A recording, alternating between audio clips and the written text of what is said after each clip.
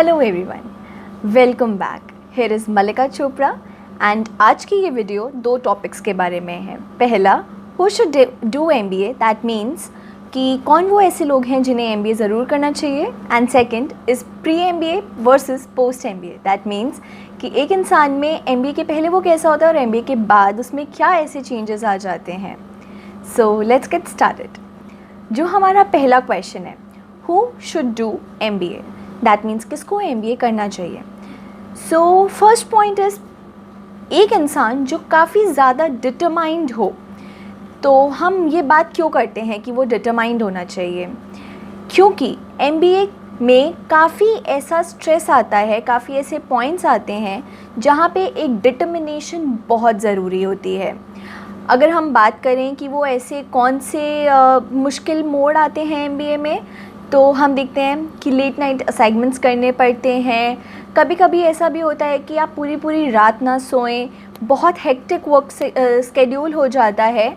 तो उसके लिए हम कहते हैं कि एक पर्सन को काफ़ी ज़्यादा डिटरमाइंड होना चाहिए अगर उसको अपना एमबीए बहुत ही फ्रूटफुल बनाना है। तो उसके बाद हम बात करते हैं कि एक इंसान जो अपनी लाइफ में एक्सपोजर चाहता है, उसके लिए एमबीए काफ़ी ज़रूरी है। नाउ लेट अस सी कि एक्सपोजर क्यों हम कोई इंसान चाहे और क्यों ऐसे ही इंसान को एमबीए करना चाहिए। तो एमबीए के टाइम पे हम काफ़ी ऐसी कॉन्फ्रेंसेस, असाइनमेंट्स, गेस्ट लेक्चर्स वगैरह, लाइक हमारे short term projects, summer internship projects, तो ये सारे हम अपने इनके थ्रू हम जाते हैं और इसमें काफ़ी एक्सपोजर मिलता है। तो अगर कोई इंसान को अपनी लाइफ में काफ़ी एक्सपोजर चाहिए, देन उसके लिए ये डिग्री काफ़ी ज़रूरी होती है।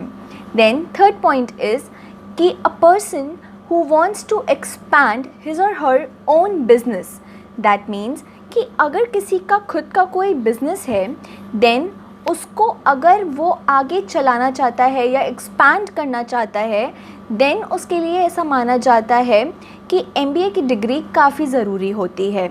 एमबीए की डिग्री के बाद आप खुद नोटिस करेंगे कि आपकी बिज़नेस नॉलेज काफ़ी ज़्यादा इंक्रीज़ हो जाती है, जिसके लिए हम कहते हैं कि अगर आज की जनरेशन में, यंग जनरेशन में किसी को भी अपना बिज़नेस एक्सपेंशन करना है, देन उसने अगर एमबीए की डिग्री करी होगी, देन वो पर्सन एक नॉन एमबीए से ज़्यादा केपेबल होगा कि वो अपनी एमबीए की नॉलेज अपने बिज़नेस में लगा पाए और अपने बिज़नेस एक्सपेंशन में उसके लिए काफ़ी हेल्पफुल होगी वो degree. Then talking about capability to enhance personality, तो अगर कोई एक ऐसे ही इंसान है जिसको अपनी पर्सनालिटी इंक्रीज़ करने में या फिर इन्हांस करने में काफ़ी दिक्कत हो कि नहीं, मैं नहीं सीख सकती कोई नई चीज़, या मैं अपने अंदर इनबिल्ट नहीं कर सकती, देन उस इंसान को नहीं करना चाहिए एमबीए। बट अगर कोई इंसान एक अपनी लाइफ में चेंज के लिए एकदम रेडी है और अपनी पर्सनालिटी को और अच्छे से एक पॉजिटिव वे में अच्छे से इन्हांस करने के लिए रेडी है, देन उस इंसान को ज़रूर से एमबीए करना चाहिए। देन मूविंग अहेड कि what is the like pre MBA versus post MBA, यानी कि एक इंसान में एमबीए के बाद ऐसे क्या चेंजेस आते हैं। So point one is confidence to talk to other people, यानी कि अगर जैसे मैं अपनी ही बात करूं, तो अपने एमबीए करने के पहले अगर मुझे कोई कह देता कि आप जाइए और किसी वर्किंग प्रोफेशनल से बात कर लीजिए, तो मुझे उसमें काफ़ी डर लगता था। So it was a kind of a situation where मेरे को नहीं पता था कि मैं क्या उसके वर्क, अगर उसने अपनी वर्क से रिलेटेड कोई बात स्टार्ट कर दी तो मैं कैसे वो बात करूँगी, मेरे अंदर वो कॉन्फिडेंस नहीं था। But after completing this degree वो एक कॉन्फिडेंस बिल्डअप हो जाता है। आप भी ये चीज़ नोटिस करेंगे कि अगर आपको कोई भी ज़रा सी भी हेजिटेशन है किसी से बात करने के लिए, बट अगर आपको उस वर्क के बारे में ज़्यादा अच्छे से पता है, तो वही हम बात करें ना कि एमबीए से हमारी बिज़नेस नॉलेज काफ़ी ज़्यादा इंक्रीज़ होती है। और हर टाइप के business, it is not just about one business, but her type के बिज़नेस के बारे में हमारी नॉलेज काफ़ी इंक्रीज़ हो जाती है, जिसकी वजह से हम वर्किंग प्रोफेशनल्स और आगे के काफ़ी ऐसे लोगों से बात करने में काफ़ी कॉन्फिडेंट हो जाते हैं और हमारे लिए वो चीज़ काफ़ी ईजी हो जाती है।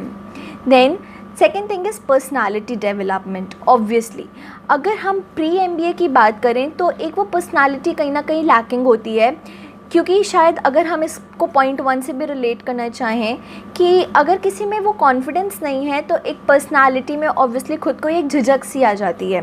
बट एमबीए के बाद ये पर्सनालिटी कॉन्फिडेंस के थ्रू और हमारी जो भी अगर हम बात करें बिज़नेस कम्युनिकेशन हो गई, हमें पता है कि हमें कैसे ड्रेसअप होना है, कैसे किसी से बात करनी है, उन सब के वजह से पर्सनालिटी डेवलपमेंट काफ़ी ज़्यादा हो जाती है एमबीए की वजह से।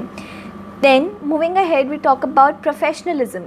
सो एमबीए के थ्रू हम ऐसी काफ़ी चीज़ों से गुज़रते हैं, चाहे वो हमारे शॉर्ट टर्म प्रोजेक्ट्स हों, हमारी कोई कॉन्फ्रेंसेस हों या हमारे इंटर्नशिप प्रोग्राम्स हों, जो हमें काफ़ी ज़्यादा प्रोफेशनल बना देती हैं आगे की लाइफ के लिए।